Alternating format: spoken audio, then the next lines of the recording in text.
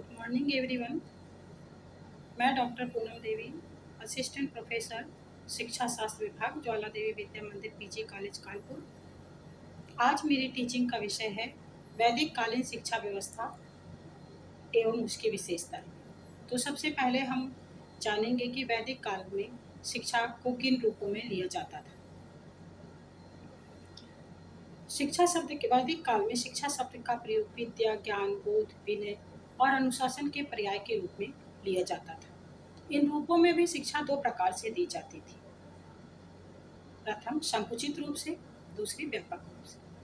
संकुचित रूप में वह शिक्षा आती थी जो बालक को उस विद्या आरंभ संस्कार के बाद उसके परिवार से और उपनयन संस्कार के बाद गुरुकुल से विभिन्न विषयों और कला कौशलों को सीखता था। वो सब उसकी संकुचित शिक्षा के अंतर्गत आती थी। व्यापक रूप में भी उस समय शिक्षा चलती थी। शिष्य अपनी पूरी शिक्षा पूरी करने के बाद जब वो घर को लौटने लगता था तो गुरु उसे एक उपदेश देता था कि कभी भी स्वाध्याय में कभी भी प्रमाद मत करना।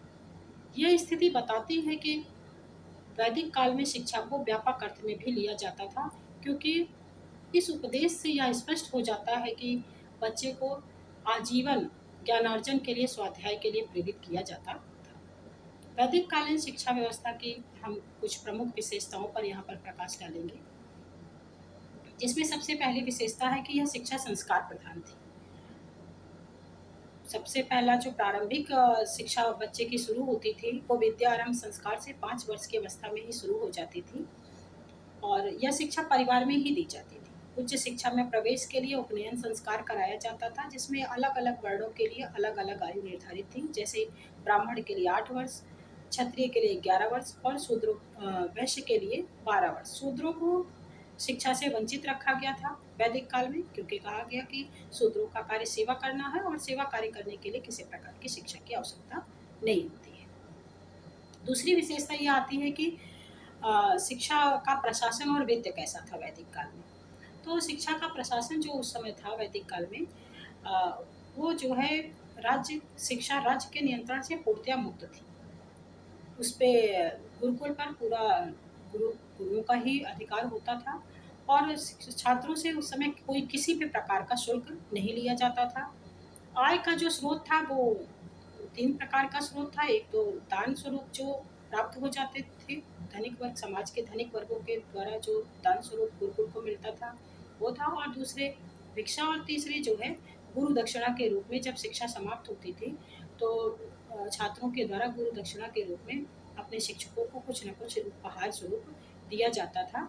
वो भी जो है उस समय वैदिक कालीन शिक्षा व्यवस्था के आय का एक प्रमुख स्रोत।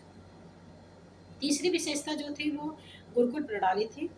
प्राचीन वैदिक काल में गुरुकुल जो होते थे वो नगर कोलाहल से दूर प्रकृति की गोद में होते थे, लेकिन उत्तर वैदिक काल में स्वरूप बदला और जो गुरुकुल थे वो नगर के समीप भी स्थापित होने लगे। उस समय अनेक प्रकार की संस्थाएं गुरुकुल के अतिरिक्त भी चलती थी, जैसे टोल, चरण, घटिका, चतुष्पथी। वैदिक काल में अध्ययन की आयु और उपाधियां क्या दी जाती थी, इस पर ये भी एक महत्वपूर्ण विषय है। तो वैदिक काल में जो अध्ययन की आयु थी सामान्यतः 12 वर्ष थी, और विशेष जो इससे अधिक समय तक वहाँ पर व्यतीत करते थे उनके लिए भी जो है शिक्षा की व्यवस्था थी। तो उसमें 12 वर्ष की सामान्य शिक्षा या एक वेद का अध्ययन करने वाले को स्नातक की उपाधि,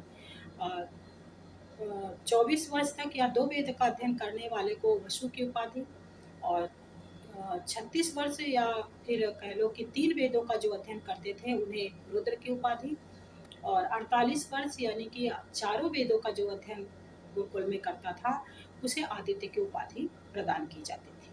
गुरु और शिष्य संबंध जो थे उस समय वो पिता और पुत्र के समान थे। दोनों ही एक दूसरे को पुत्र के समान, गुरु शिष्य को पुत्र के समान स्नेह करता था, उसका ख्याल रखता था, और गुरु जो है शिष्य गुरु का पिता के समान जो है उसका ख्याल रखता था। तो ये बहुत ही पवित्र और मधुर संबंध जो है वैदिक काल में गुरु और शिष्य का रहा है। अगली विशेषता जो है वो समापवर्तन संस्कार है। शिक्षा का प्रारंभ भी संस्कार से होता था वैदिक काल में, और अंत भी संस्कार के द्वारा ही होता था। जब बच्चे की शिक्षा पूरी हो जाती थी और वो अपने घर लौटने लगता था, तो उसका एक संस्कार होता था जिसे समापवर्तन संस्कार कहते थे। समापवर्तन संस्कार आज के ही दीक्षांत समारोह की भांति होता था, जिसमें गुरु की उपस्थिति में ही बच्चे को